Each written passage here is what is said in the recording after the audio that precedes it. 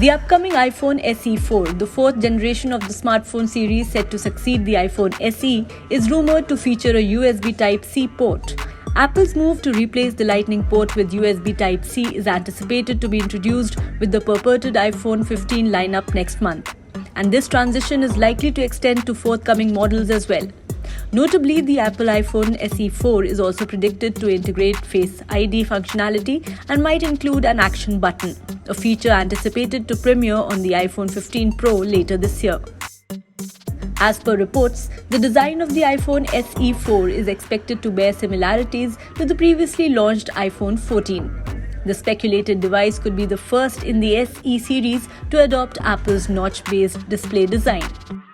However, reports indicate that akin to its predecessor and all other SE models, the fourth generation Apple smartphone will come equipped with a single rear camera.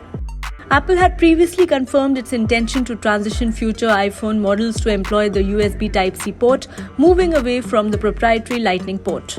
The company is slated to unveil the iPhone 15 series, comprising the iPhone 15, iPhone 15 Plus, iPhone 15 Pro, and iPhone 15 Pro Max at an event scheduled for September 12.